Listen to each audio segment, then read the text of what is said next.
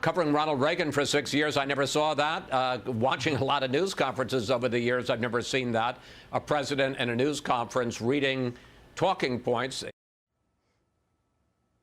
Lots of reaction to President Biden using cheat sheets, apparently to help him remember key talking points during yesterday's news conference. It's not unprecedented to use notes.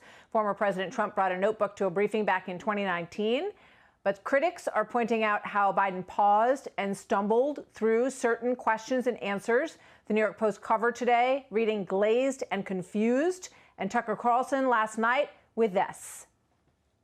Of course, we'll get a lot more done and confuse far fewer people if we go ahead and read our policy positions from small pieces of paper that others have painstakingly prepared for us. That way we won't lose consciousness in mid-sentence or accidentally start a war.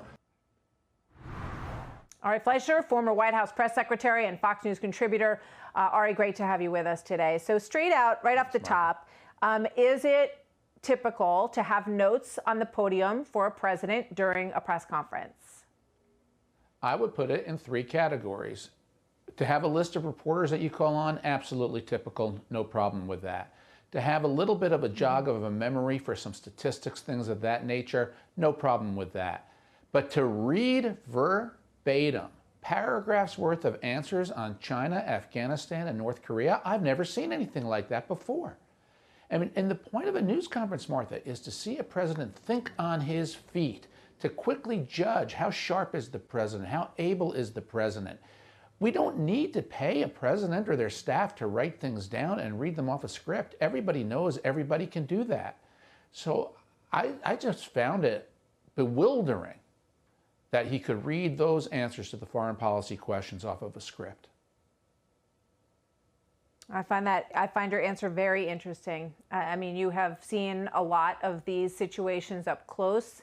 And as you say, and some of those things, to be fair, on the cards were, statistics and things along those lines. But you're so right, Ari, when we got to the deep questions about China, about Afghanistan, these are moments when you want the president to look up from the podium, to look the reporters in the eye and say, here's what I think about that May 1st Afghanistan deadline. And here is why we may need to push it, because you're putting people's lives at risk in that decision. And it's the most important decision that a president has to make.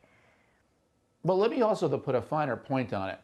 A news conference really is that opportunity for all of us, particularly with the oldest president in history, to see how he's doing.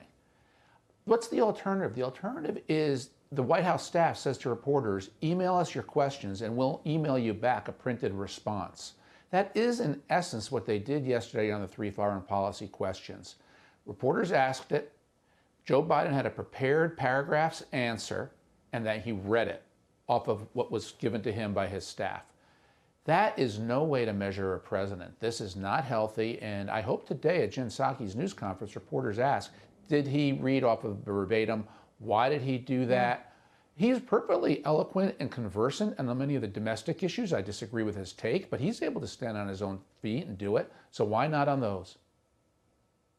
Yeah, it's a great question. Watch this moment from the press conference. Want to get your thoughts on the other side. On a related note, have you decided whether you are going to run for re-election in 2024? You haven't set up a re-election campaign yet, as your predecessor had by this time. My predecessor needed to. My predecessor. Oh, God, I miss him. No, an answer is yes. My plan is to run for re-election. And do you believe you'll be running against former President Trump? Oh, come on. I don't even think about it. I have no idea. I have no idea whether there'll be a Republican Party. Do you? All right. There's a lot there, Ari. What stood out to you? First of all, how silly the question was. I mean, you have a chance to ask actual meaningful questions to the president at a news conference, his first news conference. You ask about an unknown, uncontrollable event for 3.5 years down the road. I just found it predictable, silly, the Washington usual stuff. In terms of his answer, what about Joe Biden's whole soul being for unity? And then he just goes, I don't even know, do you, that the Republican Party will be around? He is so derisive toward his critics. That's the problem I have with Joe Biden. He says the only line people remember from his inaugural was, my whole soul is for unity. And he rendered that completely hollow yesterday. He never meant it when he first said it. He is a very partisan man, a very partisan president, and Republicans need to be warned and go in with eyes wide open. He is not the Joe Biden that people thought he would be.